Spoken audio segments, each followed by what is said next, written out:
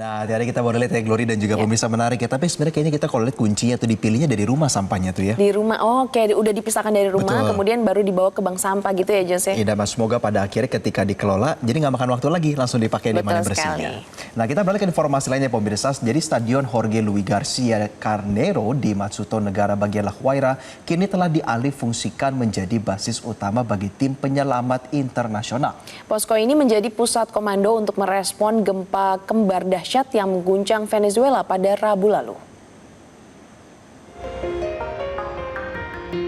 Sebuah kamp besar yang didirikan di dalam stadion, tempat anggota tim pencarian dan penyelamatan perkotaan atau YUSAR dari negara Chili mulai bekerja.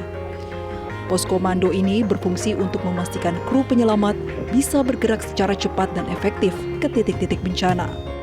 Salah satu anggota tim YUSAR Chili, Ezequiel Gallardo, menyatakan bahwa timnya tiba pada Jumat dini hari dan langsung mendirikan kemah.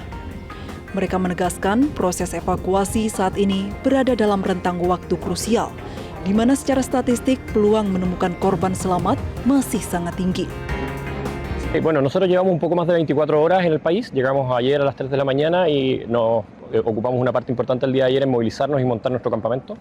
El mismo día de ayer ya salimos a hacer búsqueda y reconocimiento de estructuras colapsadas, en nuestra especialidad, y en eso hemos estado trabajando.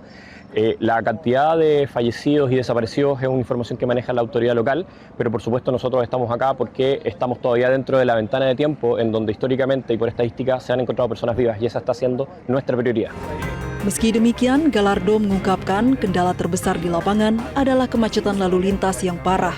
Hal ini disebabkan oleh banyaknya warga sipil yang mencoba menuju daerah terdampak untuk memberikan bantuan sehingga menghambat mobilitas alat berat dan tim penyelamat. Saat ini, tim utama terus melakukan penilaian di berbagai titik. Jika terdeteksi adanya tanda kehidupan, maka titik tersebut akan langsung diberikan prioritas tertinggi. Bantuan internasional pun dikabarkan masih terus berdatangan untuk memperluas cakupan wilayah pencarian.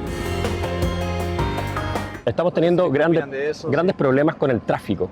Ni siquiera es un gran problema en el sitio de trabajo, pero mucha gente con muy buena voluntad estaba realizando ayudas y estaba colapsando las calles. Y nos está tomando mucho tiempo poder movilizarnos a los equipos de rescate y a las ambulancias, a los equipos de respuesta. Entonces eso está siendo un desafío importante. Sementara itu, Ketua Majelis Nasional Venezuela Jorge Rodríguez menyatakan jumlah korban luka kini telah mencapai 3.360 orang. Dari total 68.000 laporan orang hilang, baru sekitar 13.000 warga yang berhasil ditemukan. Melihat skala kerusakan di La Guaira sebagai wilayah paling terdampak, pelaksana tugas Presiden Venezuela Delcy Rodríguez telah memerintahkan militerisasi di kawasan tersebut untuk menjaga keamanan dan memperlancar jalur evakuasi. Jelajahi cara baru mendapatkan informasi. Download Metro TV Extend sekarang.